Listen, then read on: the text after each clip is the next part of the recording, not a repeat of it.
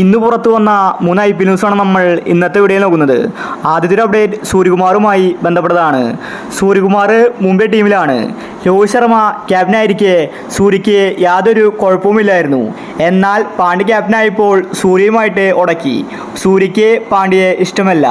ഇപ്പോഴത്തെ സൂര്യ തിരിച്ച് കൊൽക്കത്തയിലേക്ക് പോവുകയാണ്. മുൻപ് KKR ടീമിലായിരുന്നു സൂര്യകുമാർ. പിന്നീട് സൂര്യയുടെ ഫോം കണ്ട് കൊൽക്കത്ത സൂര്യയെ വാങ്ങി. എന്നാൽ ഇപ്പോൾ സൂര്യകുമാർ തിരിച്ച് കൊൽക്കത്തയിലേക്ക് പോകാനൊരുങ്ങുകയാണ്. ഇപ്രാവശ്യത്തെ മെഗാലയത്തിൽ കൊൽക്കത്ത സൂര്യയെ വാങ്ങുമെന്ന റിപ്പോർട്ടാണ് വന്നിരിക്കുന്നത്.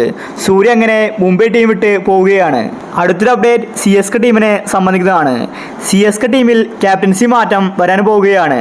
കഴിഞ്ഞ വർഷം ഋതുരാജായിരുന്നു CSKയുടെ ക്യാപ്റ്റൻ. എന്നാൽ ഇപ്പോൾ ഒരു പുതിയ താരത്തെ ക്യാപ്റ്റനാക്കാനാണ് ചെന്നൈയുടെ പദ്ധതി. മെഗാലയത്തിൽ ഒരു മികച്ച താരത്തെ വാങ്ങിച്ചെടുത്ത് അദ്ദേഹത്തെ ക്യാപ്റ്റനാക്കുമെന്ന റിപ്പോർട്ടാണ് വന്നിരിക്കുന്നത്. ഋതുരാജിനെ ക്യാപ്റ്റൻസി താല്പര്യമില്ലെന്ന് അറിയിച്ചിട്ടുണ്ട്. ക്യാപ്റ്റൻസി ഭാരം കൊണ്ട് ഋതുരാജിനെ ഫോമാകാൻ സാധിക്കുന്നില്ല. ജഡേജ ഇതുപോലെ ക്യാപ്റ്റൻസി ഏറ്റെടുത്ത് തിരിച്ചു കൊടുത്തിട്ടുണ്ടായിരുന്നു. പിന്നീട് ആ ക്യാപ്റ്റൻസി ധോണി ഏറ്റെടുത്തു. ഇപ്പോഴത്തെ ഋതുരാജും ജഡേജയെ പോലെ ചെയ്തിരിക്കുകയാണ്.